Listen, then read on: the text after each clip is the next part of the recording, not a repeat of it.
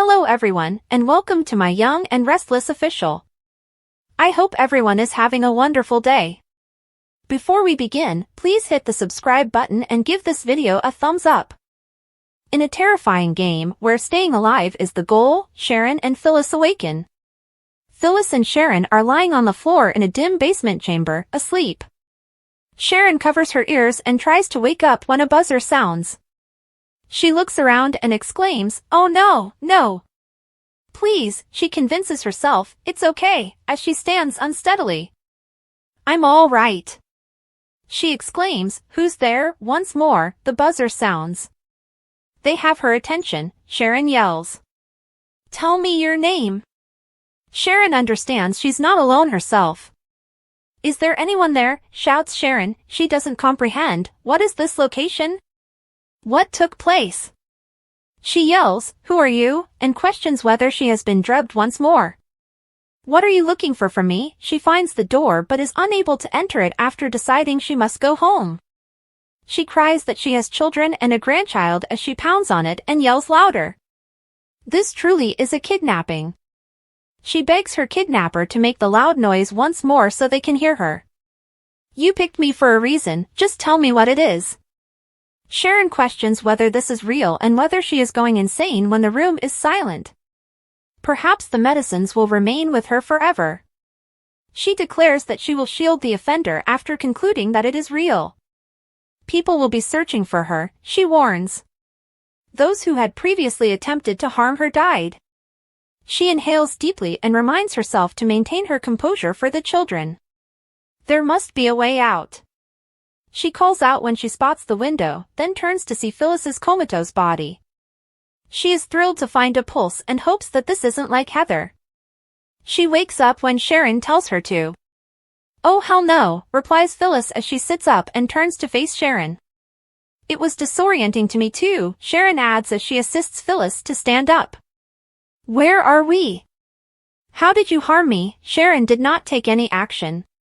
She had no idea why someone placed them there. Phyllis is genuine, even though she believed she was suffering a delusion. Phyllis queries whether this is phase 2 or retribution. Since Heather calls her out, she intends to do the same to her as she did to Heather in the water.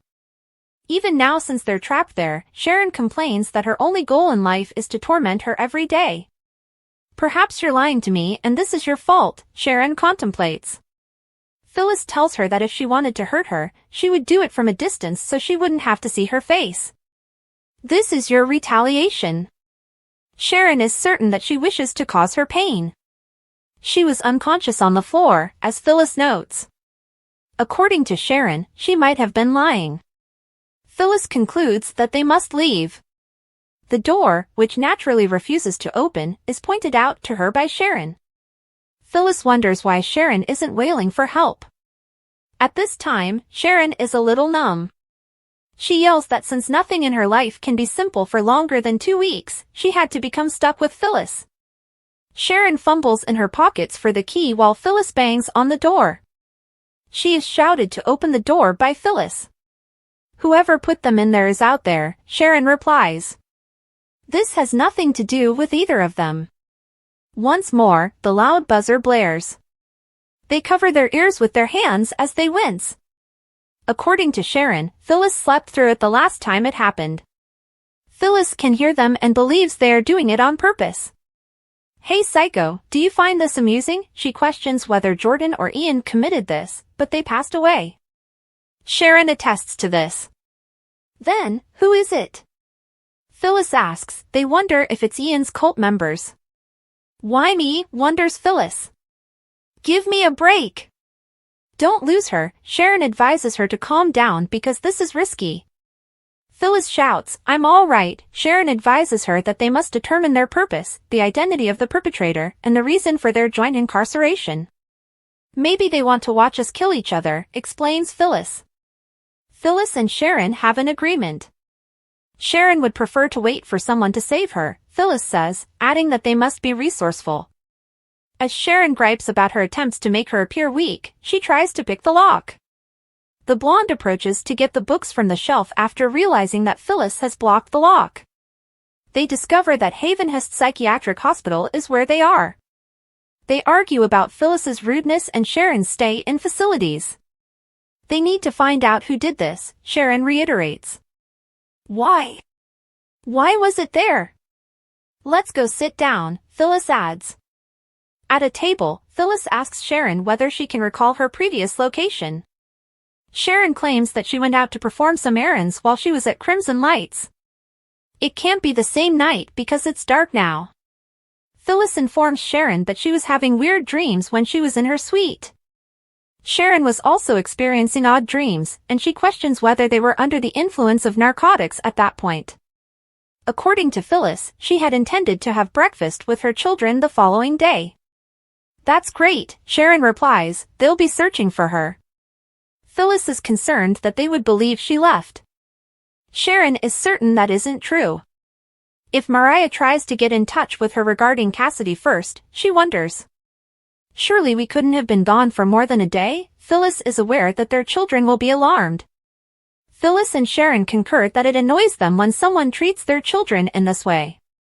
They discover while searching that they are without their phones. Phyllis believes they should search for them because this is a game. More, Graziade talks about her fresh start following heartbreak. Sharon and Phyllis talk about Heather's murder. They argue while searching far and wide for their phones. Since Phyllis is a therapist, she tells Sharon that she should be aware of how long this place has been closed. They exchange jabs as Sharon speculates that the redhead may be narcissistic or suffer from borderline personality disorder. Phyllis claims that she is making it simple if the intention is for them to murder one another. The thought of someone observing or listening to them makes Sharon uneasy. Abruptly, she discovers a sack containing canned food. Sharon cautions that this is how she was drugged in the sewer, and Phyllis takes the bottled water. How long do they expect us to be there? She asks. It is placed down by Phyllis. According to her, they must cooperate in order to go so they can once more drink water from regular people. It must have been awful in the sewer, she says. Only Jordan and Ian understood the strategy, Sharon informs her. She is relieved that the cult leader is now in hell, where he belongs. Heather really did die for no reason, reflects Phyllis. Sharon detests it because of a personal grudge that had nothing to do with her. The thought of Daniel and Lucy losing the one they loved makes her heart ache. Phyllis had to see them suffer, she continues. As Phyllis notes, she assisted them in hiding it. Sharon lost her free will as well as her moral compass and sense of judgment. She will always be haunted by the lies she told. Good, says Phyllis. You ought not to. Sharon instructs Phyllis to think as she pleases. As she harps on about accountability, Phyllis is letting herself off the hook by saying, I don't care anymore.